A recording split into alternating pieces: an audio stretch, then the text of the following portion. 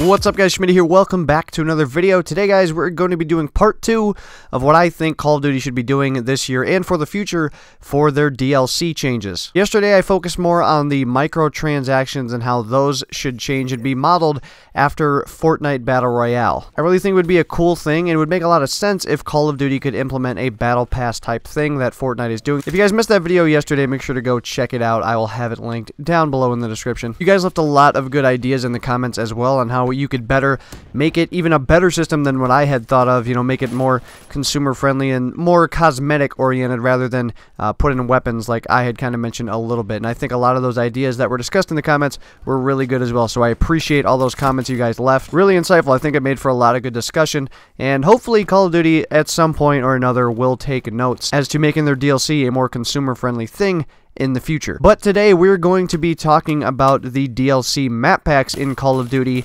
and why they need to be free. And the reason this is kind of a part 2 to yesterday's video is because this kind of directly relates to if they were to implement some battle pass type thing, you know, whether it's in a kind of a more exact replication or whether they take it and just do something completely different with it.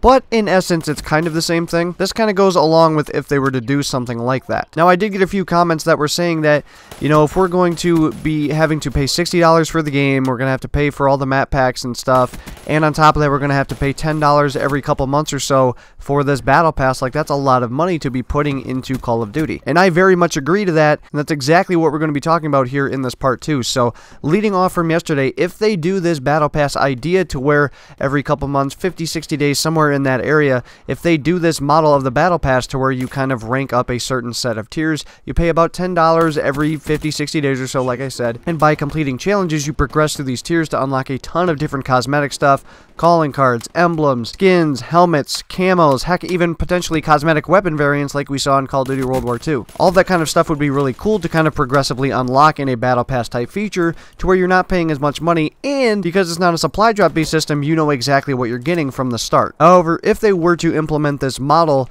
in my opinion, they would have to totally get rid of the Season Pass, the DLC map pack. That entire system would have to go by the wayside. And alongside with the Battle Pass that unlocks us all these new cosmetic items in the game, alongside of that, they should either include new maps, whether it's 2 or 3 maps each season with this pass, or whenever the new season begins, just give everybody the maps for free. Call of Duty has got to be one of the few franchises left that does multiplayer gaming that still charges for their maps. I mean, so many multiplayer gaming franchises now just give all their maps, all that kind of content for free. Now, Call of Duty, I would say, does more of that content. They do give us more maps than, you know, most development studios give us, and, you know, they also include a new zombie story and everything for those people that are interested in that. But I feel like it's finally time for this stuff to come out for free. The whole map pack system is just kind of really old, really outdated, and it's just not something that really belongs in here anymore. Like I said, so many other development studios and companies nowadays give all of their maps and all that content for free, and if they're going to implement some new system of earning cosmetic gear over a period of time, that's going to make them a lot of money. Especially if they do 4 or 5 seasons throughout the life cycle of Call of Duty, that's their season pass paid right back to them. And so if this thing is implemented into Call of Duty or some variation of it, they need to make all of these maps free for everybody. Not only is this a better thing for the community right off the bat, because now we're going to be getting so many maps and everybody's going to be able to play them free of charge, the people that actually did buy them in the past never really could play on them because not everybody bought them. I feel like this happened more so in Black Ops 3, and I don't know if that was something with kind of the coding of the game to where the DLC maps just didn't come up as often, but it seems, at least to me, that fewer and fewer people are buying DLC maps nowadays, which is leaving the people that actually buy them, leaving them so frustrated because the only way they're able to play them is in kind of a mosh pit playlist to where those become the only maps they can play, rather than just filtering them in throughout the rotation in the normal playlist so they come up just along with these standard maps. At this point with Call of Duty and with other games as well, because they've already done this, charging for extra cosmetic gear that people might want and people find very appealing and they want to use as extra stuff in the game, if they want to charge for that, more power to them, especially if they take kind of this battle pass idea like Fortnite has. But whatever model they take, if they want to charge for that extra cosmetic stuff, let them have at that. But base game content that is so vital and ends up splitting the community after the first few DLC packs and throughout the rest of the year in Call of Duty, not everybody wants to pay all of that kind of money just for a few extra maps. They want that content because they want to be able to play those maps and have a reason to go and continue playing that game. But the amount that they charge just for maps, it's just an insane price. And you know, as much as they're making from all these different cosmetic items that they're putting into the game, I think at this point it's just ridiculous to have to charge for maps as well. And like I said, so many other franchises have already done this for so long.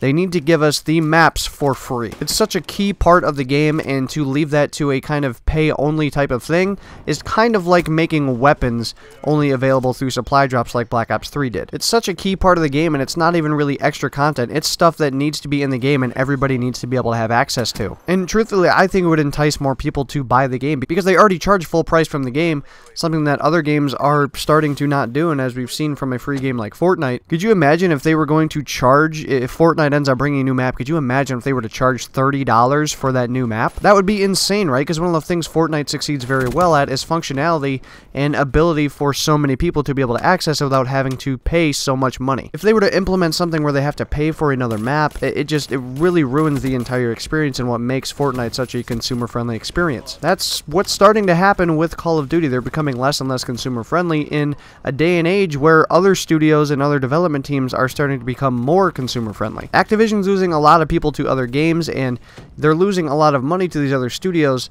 So right off the bat, you may not think it makes sense for them to take a loss in money, but if you want to win people back over to playing your game again and really create a new, fresh experience in everybody's minds, start giving them more content and give us these freaking maps for free. But anyway, that's all I have for today's video, guys. Let me know your thoughts down below. Obviously, I'm sure you guys are going to be all for free DLC maps in Call of Duty in the future. Hopefully it does happen. And not only do I hope they come for free, I hope they can come out more often rather than just like every 3 months or so. Which is really becoming a pain. Their whole release schedule for how they do DLC has been the same for like the last 10 years. It's really getting old. They really need to change things up. We need more stuff more often. It needs to be a more consumer-friendly option for everybody. But anyway, hopefully you guys all enjoyed the video today. Make sure to smack the Schmidt at a like button down below. If you guys are new and like what you saw in today's video, make sure to hit that subscribe button down below. We're posting a ton of Call of Duty content here that I think a lot of you would really enjoy. So hopefully you guys all have a good one. I will see you guys on another video.